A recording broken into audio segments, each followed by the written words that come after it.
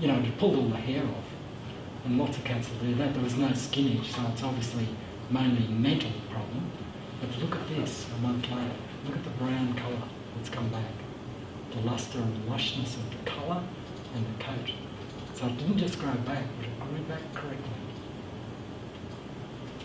This was a dog with Cushing's disease, quite an old dog, poor, you know, with these round circular scaly lesions that the Cushing's disease dogs get. And it was treated with the remedy Thuya. Thuya is made from that pine tree that sits around the lakes in Canada. That beautiful thing. On the outside it seems beautiful, on the inside it's brittle and weak. That's the feeling, and that fixed that Cushing's disease case. With cancers, it's a similar thing. Like if the body's going to make something big and bad, and it makes a cancer in the brain, well then you've had it. If it can move it to the outside, well then you can live for a while. And I often illustrate this by saying you need to look at the skin on the back of a really old person. It's covered in bunions and moles and warts, and that is why they've lived long, because they've moved stuff to the outside and not to the inside. Even making cancers in the mammary tissue, I often think, you know, like you can do that and live for a while. That's why the body will do that. And sometimes cutting that off is sometimes curative, sometimes not. But sometimes it'll be curative because your body has already dealt with the problem. Send it there, here it is, bang, off it. That's homeopathic in a way. You know? Cut that off, it's gone. The body's already trying to send it out. So this is just a different way of looking at things. And this is an amazing case. This dog came in with a muscle lesion on its leg here, right in the popliteal crease. It was only small, size of a Queensland nut, and I cut it off and sent it away. And the laboratory said, this is a grade 3 with a high mitotic index. And they said 6 weeks to 8 weeks of life. And they said there'll be no fixing it. I think the longest that any dog had gone was 90 days with the rating they gave it. I started treating it. I was treating it with a remedy called Thuya and another remedy called carcinosin made from a human breast cancer tissue. And I was doing okay for a while, about 90 days. And it came back like this, with all this. And I said, oh, you know, there'll be cancers in there. And as they proved to be, but in any case it broke out all over. But there was another thing which happened at that visit, which was it had a huge lump in the inside, in its belly. In the belly it had a lump the size of this, and it came in because it couldn't walk properly. And it was a strong dog, a vital dog, actually a fearful dog, a fearsome dog. Like when it come in you sort of look like, oh, look out, you know. But it never bit me or anything, but it just had that energy of like, I'm strong. And it came in, but it couldn't walk. And I said, is it like that at home? He said, yeah, I had trouble getting it in the car today. And I went like that and I said, well, this is in the internal lymph node and it's big. I said, we can't leave the dog like that. He said, oh, leave him with me for the weekend. He said, I know he's in pain, and he said, come round Monday morning and you can euthanize him there in front of the family. And I said, right, I booked it in. And but he was going to keep it for the weekend. I thought, I've got to have one more try. I've got to do something else. I've got a little gap here. So I had another reassessment of the case, and I see that this started, it started on the left leg there. And I looked at the energy of the fearsome, big vitality of the dog. He had the slanty eyes and he was strong, and I thought, this is our big snake remedy. It's called Lachesis mutans. It's a remedy made from a bushmaster snake from the Amazon jungle. And it was proved by that guy Herring who wrote Herring's Law. He was working for the King of Belgium at the time, and he sent him, Austria, King of Austria, sent that Herring off to South America to find new remedies, the homeopathics, because all the kings and the rich were being treated by homeopathic medicines at that time, as the old Queen of England still is today. But in any case, he got to the jungle and he hired all these porters and he said, my wife and I will wait here in the hut. I want you guys to go off into the jungle and come back with the biggest, most poisonous snake in the Amazon jungle. And they said, oh, all right, it's called the Suru Cuckoo, and we'll go and find one.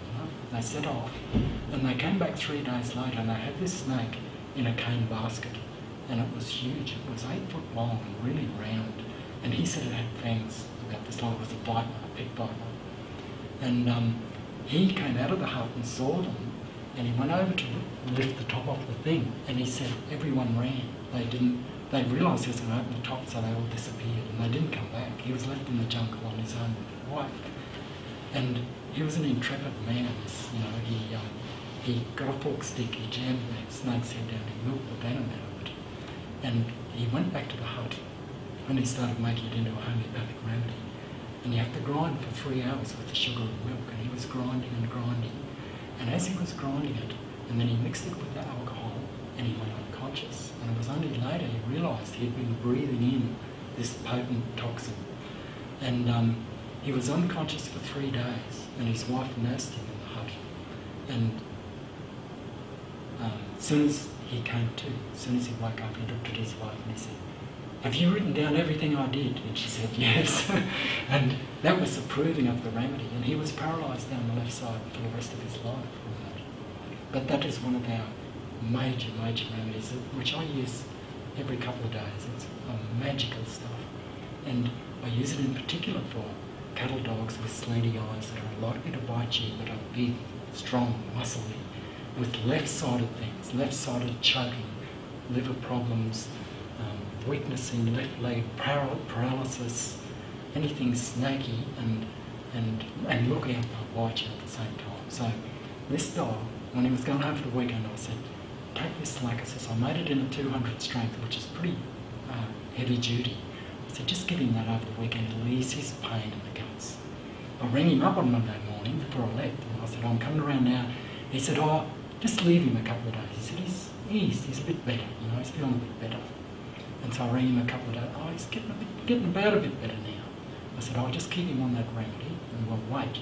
So I brought him back, and 2 weeks later I saw him, and that was this visit here, where all these little tiny sprinklings of tumours everywhere had started to coalesce into bigger things.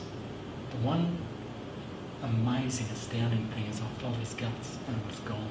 It had gone, disappeared. And I went like that and I went, oh my God, this is the right remedy. We're going to get a cure.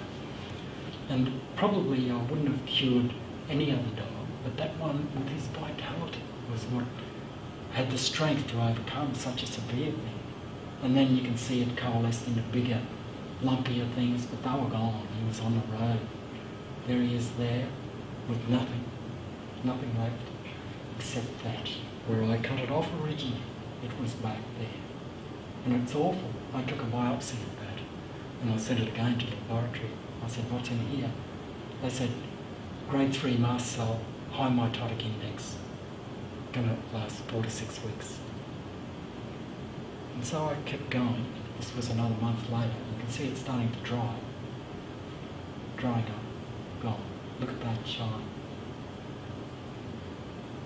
It's the longest that any dog in the world's lived with that thing. And I wrote it up for an American veterinary journal and they published it. This is just old Einstein again. There's more to life than just what we see with our eyes, this energy. When animals come back to see me for the second visit, I'm watching closely to see what the vital force is doing after being stimulated. I look at the coat and the shine as soon as they come in. I look for that. If I got the remedy right, the shine will be there. Then pink or licking interdigitally at the ears, the anal, and then more freedom in their energy and improve mentally and emotionally. So people have to say, oh, he's happy. He has to be happy. How can you heal stuff you're not feeling right? You can't.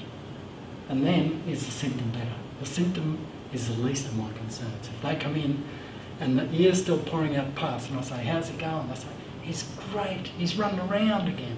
That dog, that cancer case, when I saw that at the end, this was a weird thing. I said, oh, how's it going? They said, oh, everything's perfect. They said, the only thing is we have to lock him outside. And I said, why is that? And they said, inside he's chaos. He's crashing into the chairs. He's jumping up on the table. He's running everywhere. And it had actually caused a problem for the dog. It was so bizarre. They'd never seen him like that before. That's what I expect. They have to lift. You have to be good to heal. You have to feel good. It's on the correct medicine if the owners come back and tell me, not that he's back to normal, the symptoms have cleared, but that he is better than he was before he got ill. And then I want nothing to be given. No homeopathics. I don't want to be treating with homeopathics forever. I want the dog on nothing. Good food. I want him on Bruce. This was a case of a staffy with an awful rash here around the sheath. Yellow-green discharge. This is a symptom of mercury in homeopathic terms. And this dog was a killer. He would kill other dogs. And actually he did kill another dog in his own home. I think this was not long after. He killed the dog and got beat up by the owner and locked out, and then he made this rash.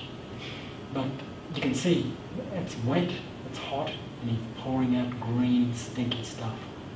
He was treated with mercury, and that's not that long after. But no antibiotics, no cortisone, no anti-inflammatory.